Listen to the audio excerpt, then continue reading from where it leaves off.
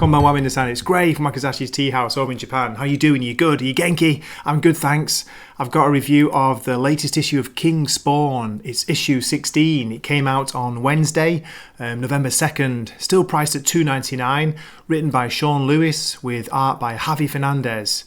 Look at this cover first of all by Puppeteer Lee. It's a beauty, it's classic, it's art, mate. This is really art, isn't it? So cool, great image. So in this issue, we've got a lot going on. We're kind of getting to the end of the Dead Zone story, or are we? That's a question a lot of people have been asking. But yeah, it is a very, very good issue with some gorgeous art by Javier Fernandez. A little bit psychedelic and trippy at times. We get views into, is it heaven? A little bit of views into hell. And we've got King Spawn controlling the people, controlling his supposed friends, people working for him. I don't know, a little bit complicated this one. It was hard to break down the summary without, spoiling too much. And I actually just did about just over half of the issue. I left the second half for you to read. But it's good to see Terry is back in this, and we get some nice Al and Terry, friend, or are they? Are they friends? Are they enemies? You're still not sure. But we get some good action between them, some good conversation. And what else is going on in here? Yeah. I feel like is Al in control of this plan? What is the plan? Is there a plan? It's like Blues Brothers. The plan is there is no plan. That's how it feels a bit to me. Anyway, I'm waffling at the moment. Let me show you some of the interior art. Give you an example of one page, one panel that just, wow, really, really impressed me. Look at this. It's so cool. You've got Spawn in here. He's been called a pawn. He's been called a failure. He's been called a madman. A man who can raise his dead wife from the dead. Is that right? Yeah, we're not sure. But he seems to be in control. And he is pushing the buttons, or he's moving the chess pieces. Or is he? And we get to see, to me, it's a new character I've not seen before. Very cool looking, very interesting. This character steps forward as the one who wants the Dead Zones opened. Yeah, so there we go. So it's another recommend. It's another great issue. I'm really enjoying King Spawn, even if it was a little bit complicated, this one. So worth reading though, because the writing is excellent. It's really good writing by Sean Lewis, and the art, as I've already said, Javier Fernandez, he is killing it. Okay, so I'll give you my short story summary. Please keep watching. Here we go. He's been called a pawn, a failure, a king, a man who could raise Wanda, his ex-wife, from the dead. Spawn doesn't care what they call him, he doesn't care about reasons. All he cares about is what can be won or lost through what he does. Then we get this cool, almost psychedelic double-page spread by Javier Fernandez. We see Spawn and we hear about the Dead Zones. They once allowed angels and demons to exist on our world.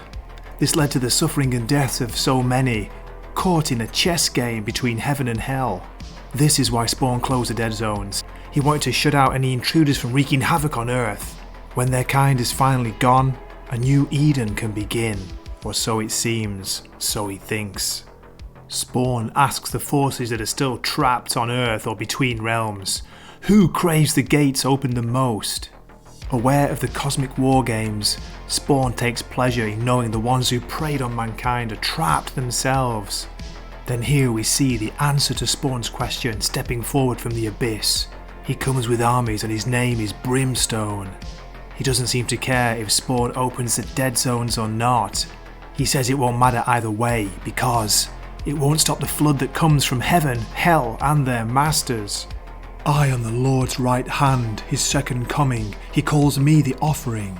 I've come to commence the hunt.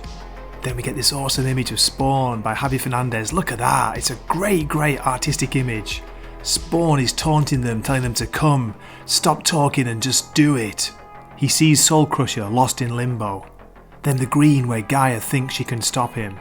We also see the Sin Devourers and the Scorched.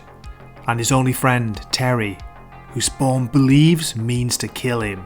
Spawn tells them that they're all his servants. They're the ones who are going to charge through. They're the ones going to reclaim his wife. He commands them because that's what it means to be a king. We switch scenes to a rundown bar in New York City. Here's Terry. We're told he's plotting the death of his best friend. Nice to see you, Terry. I was beginning to think you were trying to avoid me. You're here to kill me?